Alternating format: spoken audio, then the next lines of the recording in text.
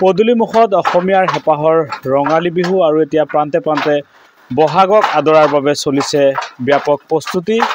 তাঁতশাল আৰু মাকুৰ শব্দত এতিয়া ৰজন জনাইছে অসমীয়াৰ চোতাল।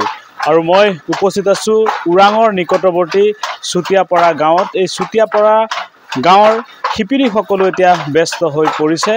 তাঁতশালত প্ৰস্তুত কৰিছে বিহুৱান আৰু বিভিন্ন ধৰণৰ বস্ত্ৰ। আমি দেখুৱাম এনেধৰণে এই ওৰাঙৰ নিকটৱৰ্তী চুতীয়াপাৰা গাঁৱৰ এইসকল শিপিনীও এতিয়া ব্যস্ত হৈ পৰিছে তাঁতশালত। যিহেতু অসমীয়াৰ হেঁপাহৰ ৰঙালী বিহুলৈ মাজত মাথো কেইটা দিন বাকী আৰু এনেধৰণে এতিয়া প্ৰান্তে প্ৰান্তে বহাগক আদৰাৰ বাবে চলিছে ব্যাপক প্ৰস্তুতি। এয়া ওৰাঙৰ চুতীয়াপাৰা গাঁৱৰ পৰিৱেশ। এনেধৰণে গাঁওখনৰ শিপিনীসকল এতিয়া এনেধৰণে তাঁতশালত ব্যস্ত হৈ পৰা পৰিলক্ষিত হৈছে।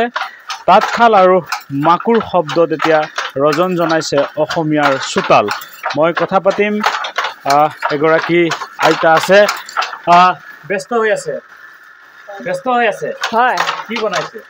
এয়া গামোচা বনাইছোঁ, বিহুৱান। বিহু পালেহি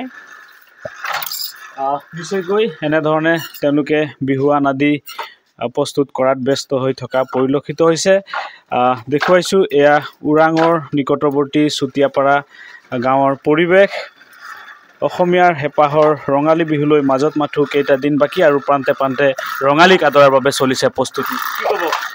হয়, আমি এতিয়া মানে কাপোৰ সূতা ভাঙি আছোঁ গামোচা লগাবৰ কাৰণে। আমি বিহুৱান লগাম এতিয়া বিহু আদৰিবৰ কাৰণে।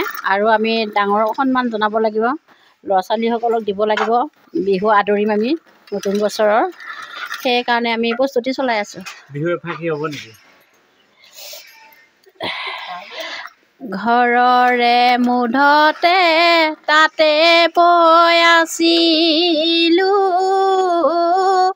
ঐ শুনিলোঁ ঢোলৰে ঐ মাত, ঢোলৰ মাতে শুনি ৰ'ব মই নোৱাৰোঁ ঐ বিহু বিহু লাগিছে গাত।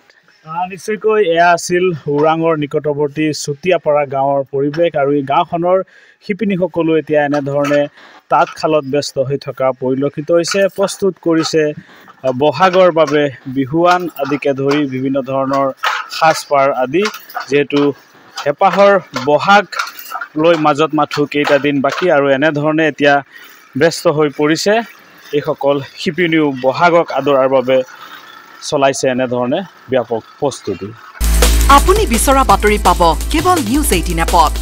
নিউজ 18 এপ ডাউনলোড কৰিবলৈ স্কেন কৰক এই QR কোড।